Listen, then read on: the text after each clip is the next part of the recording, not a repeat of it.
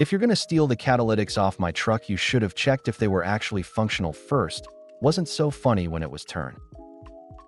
Was a fun morning at the beginning of last week, starting up my truck and waking everyone up at 2:45 a.m. to learn someone swiped the hollowed out cats. The idiots missed the neighbors' cameras that basically gave away who they were. It's two kids from the area who drive around in a pretty busted up police Crown Vic. I chose not to call the cops. Instead, I called one of my friends who's code enforcement and let him know what my plan was, and he relayed the info to the police that I was finally going to do a nuisance tow on that same Crown Victoria. The car they drive isn't street legal as it has no license plates or insurance or working taillights and rattles like crap due to the trash sound system. They also spend their whole day at a chicken shack smoking. Not sure who they're getting money from, but I'm guessing stealing catalytics was part of the equation. When I spotted the car sitting on a quiet street, I called it in and got the go-ahead to tow. I took it straight to the police station and they tried to run a owner check with the VIN number only to find out it hadn't been registered since 2011 and the owner was someone other than the kids who sold them the car with no title because of all the back registration owed. The cops said we can go ahead and take it to the junkyard till they can get a black title, aka certificate of destruction. By then the two idiots were running around all over town looking for their car, thinking it got stolen by one of their friends as a prank. The key lock was so worn out you could start it with any car key. They found it at the junkyard and tried to steal it by one of them distracting the owner and the other stealing their car, but the junkyard was aware of who they were, so they cut the drive shaft off beforehand. I missed out on this part, but they got arrested for trying to steal their car back, and they watched as the junkyard used a crane to rip the car to shreds. When I saw it, the remains looked like a toddler just ripped it to the bare frame out of curiosity.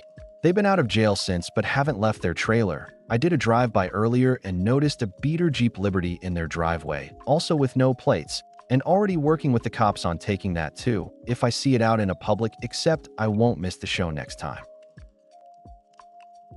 Stick me with hidden charges? I'll show you. So this past Christmas, my missus and I purchased one of our 9-year-old son Santa gifts from a certain UK sports retail company that also have many stores here in Ireland as well. It was a football rebounder, kind of like a trampoline that you kick the ball at and it bounces back to you. Anyway, we purchased it from their Irish website and thought nothing more of it. A few days go by and we get a notification from a certain brown uniformed courier company that there are customs charges due on something. And as you can imagine, we've bought many things for the kids, so we had to double check what we've ordered, and we didn't have anything left that was being imported, so we naturally assumed it was a scam. So I told the wife to call the company and find out who shipped it, and it was a different courier company based in the UK. After a bit of digging and investigating, it turns out that it's our rebounder. They had shipped it from the UK via a local carrier to the brown uniformed guys to deliver to us. Now, my wife and I are both on disability, so an additional charge of almost 50 when you're both already on a fixed income is harsh, especially at Christmas, so I told her to pay it, and I'd deal with the retailer. The first day I called, I had to call 3 times, being stuck on hold for at least 20 minutes each time, but I was patient and polite because I've worked in a call center before, so I knew those people are only doing their job, but I asked to speak to a manager and was promised a call back each time. That never happened. The second day was quite similar. The third day I was starting to get annoyed, so called back, waiting even longer on hold, and finally wasn't taking this crap any longer.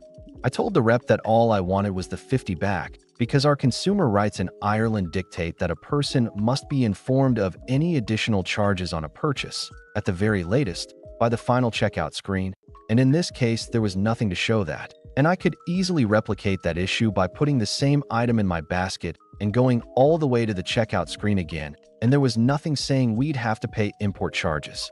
The rep was indifferent to the situation but tried to help, and what he said sent me over the edge. He offered me a measly 20 gift voucher to use on their website, but more importantly, he read a statement to me. He said, "We advise our customers that there may be DDU charges, delivery duty unpaid, i.e. customs charges, on any item that gets shipped outside of the UK." Then I asked him where it states this information, and he paused, then said he didn't actually know. I said, "Well, I know one thing. It doesn't say it anywhere on this transaction because I've checked, and because this is a violation of my consumer rights, I'm going to give your company one last chance to make this right." Have your manager call me within the next 60 minutes, or I'm going to post this entire debacle on LinkedIn and link every senior officer in your company." Then I hung up the phone and waited. Yet again, no call.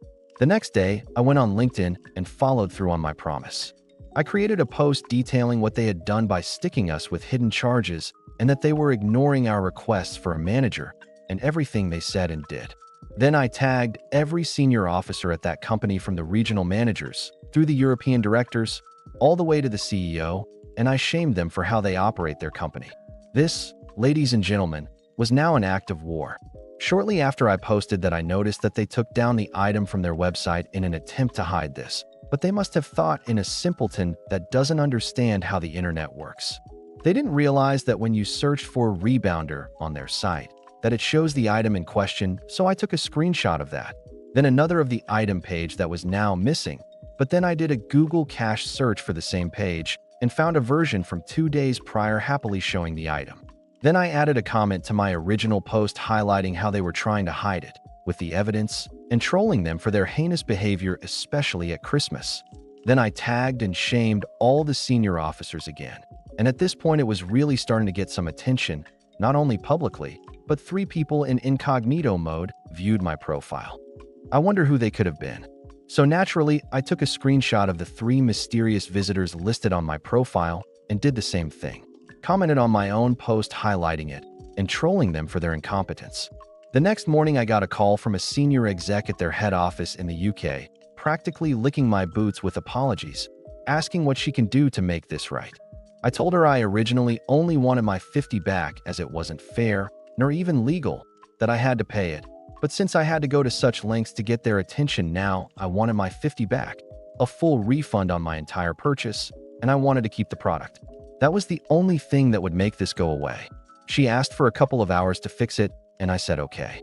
About an hour later, I got another call from her again apologizing. She asked for my PayPal address where she sent the 50. Then she refunded the whole purchase, and she let us keep the product. Obviously, I thanked her for her help because at that stage I was just happy it was over, but I'll be fucked if I'll let anyone walk all over my family, even if they are a 58,000 annual company. The most of the story here is, don't take nonsense from anyone. I may be just one man, but my son's view of Santa is far more valuable to me than the opinion of some retail chain that doesn't care about its customers nor how it operates ethically.